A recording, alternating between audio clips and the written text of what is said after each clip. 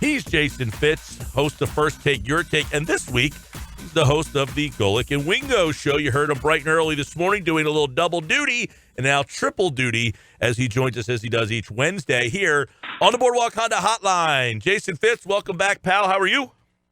Man, I'm doing spectacular. And yeah, the more they'll call me, I keep saying yes. So, I figure it's kind of like when you know you're dating somebody way out of your range. The more they call you, you keep saying yes. Eventually, they'll fall in love with you. So, hey, I love working with Mike and Junior. So it's always a blast to get to hang out with them. Now, when we had you at the Super Bowl, we did a segment called "Get to Know Jason Fitz," where we asked you a bunch of wonky questions. So, are you a morning guy or a afternoon guy? Which do you prefer? Well, in a moment of brutal honesty, people used to hate it on the road when we were touring because I'm that guy that it doesn't matter what time of the day I get up, just immediately go. Like the minute I get up, I'm that, and then like I can sleep anywhere, anytime with no notice. So like that's like my weirdest gift, I think. So you get me up at 3 in the morning, I am 100%. You get me up at 3 in the afternoon, I'm 100%. So it drives people crazy. It used to drive the guys touring crazy that I'd come down for bus call at, or lobby call at 3:30 in the morning, and I'm just like, hey guys, how's everybody doing? So I love doing morning radio because I've just got that energy pent up whenever I'm awake. Yesterday, you had tweeted about how you feel like everybody in the world, or I guess it was Monday, that everybody in the world had watched the Last Dance documentary. And, of course, two guys on my staff were the only two people in the sports world that did not watch it. I'm trying to ask these guys, what'd you think of the documentary? I didn't watch it yet. Everybody in the world watched this thing. So I know you were a big Scottie Pippen fan growing up. What did you think of the first two episodes and how this Bulls team, and specifically Pippen, was kind of portrayed? What the most interesting part to me, honestly, is that growing up in that era and watching those teams, we all knew that, Scottie had a jealousy issue with Michael. He was underpaid. Everybody hated Jerry Krause. The dynasty was being ripped apart. Like, those things were covered.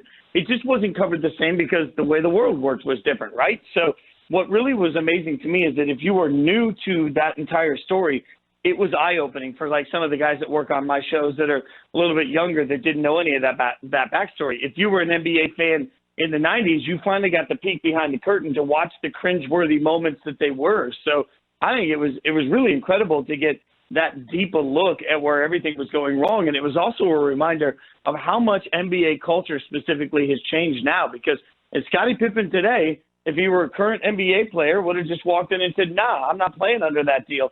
And society in that era, in the 90s, would have ripped them apart and taken the team's side. No more. Now, if an NBA player comes in and says, nah, that's not right for me, they're an empowered entrepreneurs. We look at it and say, good for them. Go fight for your values. So it was a real eye-opening moment to show us how different the NBA world is than it used to be.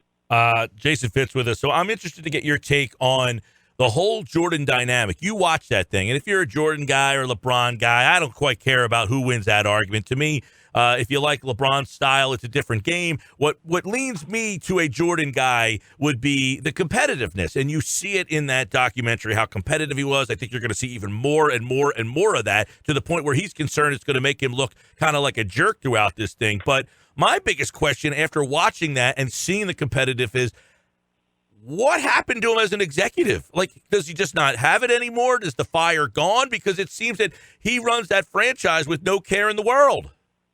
Yeah, well, and maybe there's a hard time relating to people, because I 1,000%, I was thinking the same thing when I was watching it. It's like, where's this level of fire for running a team now? And he just doesn't, either he doesn't have it or he doesn't know how to grow it in people around him. And that's one of the things we also have to admit when we watch this documentary in general, is we're going to find out that Michael Jordan was much different than his teammates. And I'm not sure he was trying to bring his teammates up to any level as much as he's just get out of my way and do what you're told, and that worked in that era. I don't know how much it works with players now. And where is that level of hunger for winning for a championship for an organization he's in charge of? I mean, he certainly failed as an executive, and we just sort of let that fly under the radar because of how good he was as a player. I think it's one of the most underrated things in the game today is that you had a player that here we are 30 years later, and he is still one of the biggest things in your game. He is a major part of your game, and yet nobody really knows it. That's how insignificant he is in his current role in the NBA. It's amazing that somebody of that stature is almost as if he's not a part of the game anymore. That's how insignificant he is in his current job. Which is a huge failing for the NBA. Yes, yes. Let's face it, I mean, they could use that level of platform from an owner, from an executive, from somebody that's behind the scenes on a team. They could use that in a really positive way, and it just isn't there. You have Michael Jordan as one of your owners, and you have other owners who probably have higher profiles than a owner in your league who is recognized as your greatest player of all time. It is one of the more baffling stories, and people, I guess, would look at Larry Bird as being a better, like a more high-profile executive. Forget player, like guys who have gone through that role before, and Jordan is just I just don't understand how he has lost the competitiveness, or does he just feel defeated that he can't do this role? I find it to be, I would like to get the 30 for 30 on that story of why he's so bad at this. That's what I want to know. That's the story I want. Well, and we might actually, as this continues to go on, I wonder how many people are going to start looking into that and trying to find answers to that. So I'd love to start hearing from players that he's around at this point or has been around through this era to figure out where his failing is.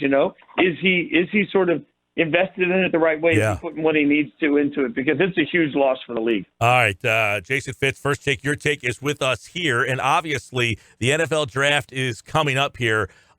Right now, we get this whole thing of like all the craziness that's starting to happen. Everything starts leaking out. But are you more interested in the draft itself or the technical behind-the-scenes aspect of how this thing is all going to get pulled off?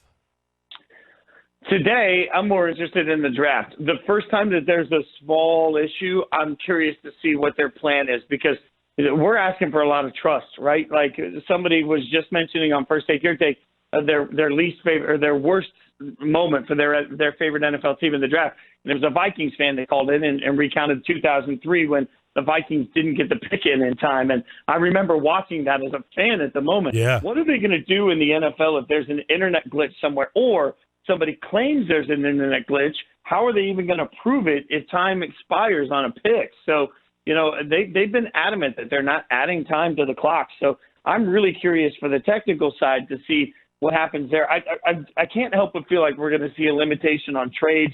And I also think we're going to see mid-round picks, a lot of people taking the opportunity to move out of, if you've got a fifth-round pick and somebody offers you a fifth in next year's draft, you're taking that because next year you'll have more normalcy with your scouts. So, I wonder how much we're going to see limited action in the over the course of the draft. But I'm such a draft junkie. I love everything about the draft.